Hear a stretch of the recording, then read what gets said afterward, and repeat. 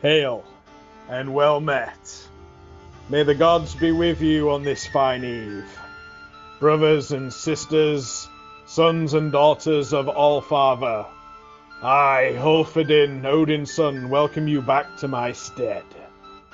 Come, please sit with me once again by the fire.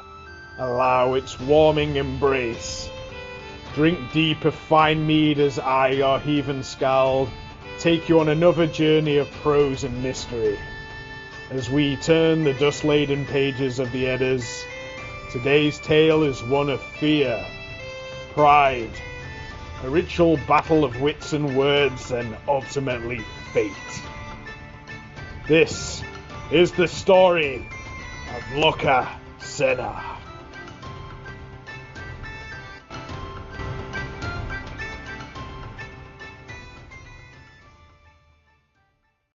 A prologue sets the scene.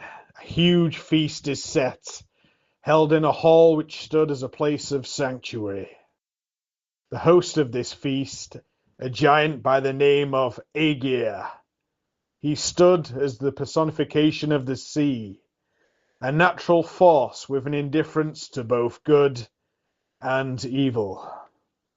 His penchant for brewing fine ale which flowed like the very waters which would become his legacy.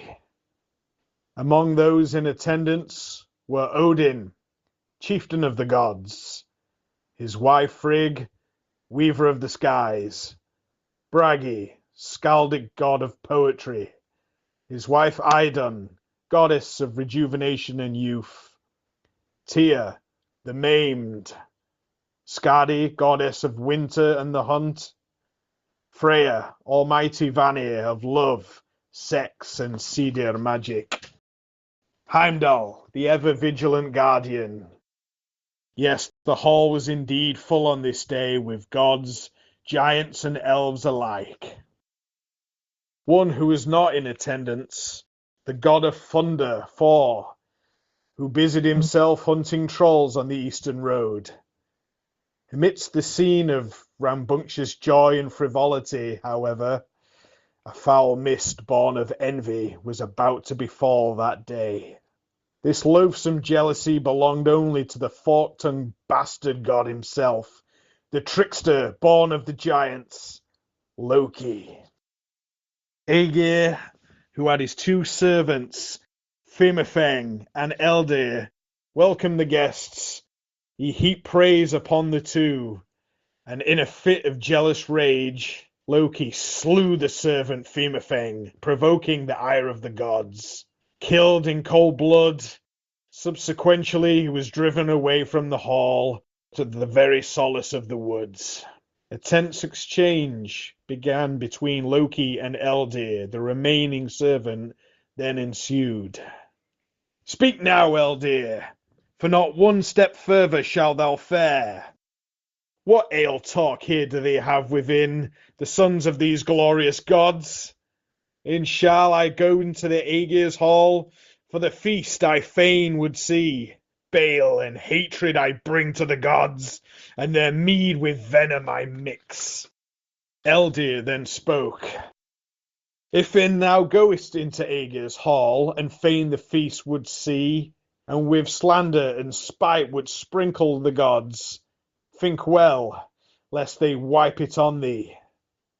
Loki re-enters the hall. Everyone inside falls silent. Loki introduces himself with the requests of hospitality. Bragi, the poet god, sneers at such arrogance, and his is the first to reply. "You may not have a seat on behalf of the gods, Loki." Loki ignores Bragi and instead addresses the god of the gods himself, Odin. "Allfather, do you forget our oath, almighty Raven-bearer? Need I remind you of our blood brotherhood? We swore neither of us is to drink ale unless it be served to us both." His hand forced, and indeed a god of his word, reluctantly commands his son Vidar to sacrifice his place. Loki, with horn in hand, proposes a toast. "Hail to the Aesir, and ye all holy gods, Except for you, Bragi. To repay his insult, Bragi offers gifts of compensation to Loki if in agreement that he would refrain from angering the gods. Loki responds to the accusation with a proposal of a formal flighting, that is, a series of one-to-one verbal duels. Let the war of words commence and the verbal jousting begin. Loki speaks first. Valiant on thy seat art thou, Bragi.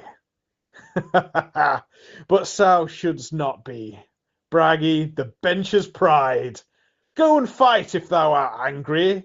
A brave man sits not considering. Before a chance to retort, Idun, wife of Bragi, intervenes. I pray thee, Bragi, speak not to Loki in reproachful words in Aegir's hall. Be silent, Idun.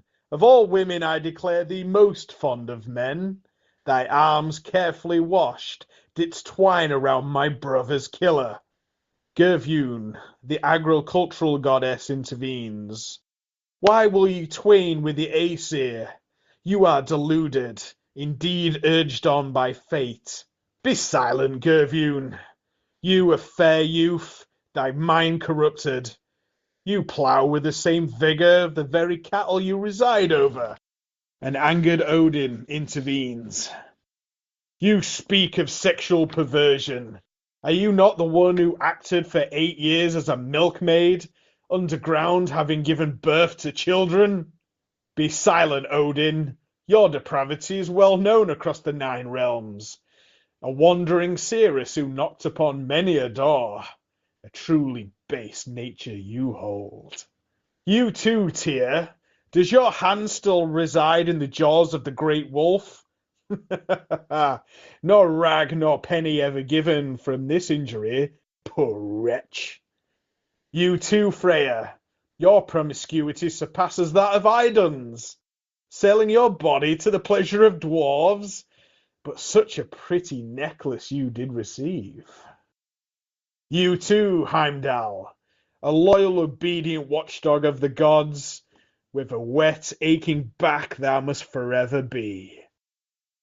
The flighting continues on and on and on, seemingly without end until a previously absent Thor bursts into the hall. Silence, thou impure being! My mighty hammer Mjolnir shall stop thy prattling. I will thy head from thy neck strike, then will thy life be ended. Loki rebuttals. I thought my nostrils detected stench. Lo, it has become the great son of the earth. Why threaten so loudly, Thor? Will thou be so fierce when pitted against the wolf Fenrir after he swallows your father up at Ragnarok? Cease your forked tongue, unmanly one, for I shall hurl thee upon and out to the east, where men shall see thee no more. Ah, yes, the same east road. Didst thou hide in the thumb of a giant's glove on your travels to Utgarda, great one? So mighty, yet not the strength to open the straps of Skrymir's mere wallet. To bed hungry when thy meat thou mightiest could not get. For, now enraged with eyes aglow like red fire, threatened to send Loki down to hell to meet with the gates of death. Upon realizing the impact of his sharp words and of his fear of the thunder gods, Loki began to renounce his actions. I have said to the gods and the sons of the god the things that have whetted my thoughts. But before thee alone do I now go. Forth, for thou fightest well, I ween. Loki's final words are a curse on Aegir and his possessions, one that perhaps anticipates the fires of Ragnarok. Loki departs from Aegir's hall, but would be followed swiftly by the wrath of the gods. Fleeing through the woods in a desperate attempt to hide from the exasperated pursuit from those he had scorned, Loki took the disguise of a salmon and hid in a nearby waterfall. Unfooled by his ship-shifting mischief, on this day the gods were not to be deceived. As punishment, they bound his body to a stalagmite, using the entrails of his own son. The goddess Skadi, queen of the hunt, suspended a venomous snake high above Loki's face. Its fangs dripped venom down upon him, appropriately as such, for it was akin to the same bile that spewed from Loki's own venomous tongue. Writhed in anger, in great anguish did the trickster god, with a force that shook the very earth, and that is known to be called an earthquake. And thus our story concludes, with the final words, "And there he lies till the destruction of the gods." The end. So what is the moral of this story? Quite simply, we all like to have a little fun sometimes. But if our fun comes at the expense and misery of others, be prepared to be met with consequences. When ego leads, failure follows close behind. I, Ulfhedinn Odinson, I thank you for our time shared together, O brothers and sisters. Join me next time for the third and final part of my triumvirate of tales. A fable about a stonemason with a heart full of vengeance, and the destruction of Asgard, home of the gods. Until next time, in Odin's Keep, my friends. Had the brah!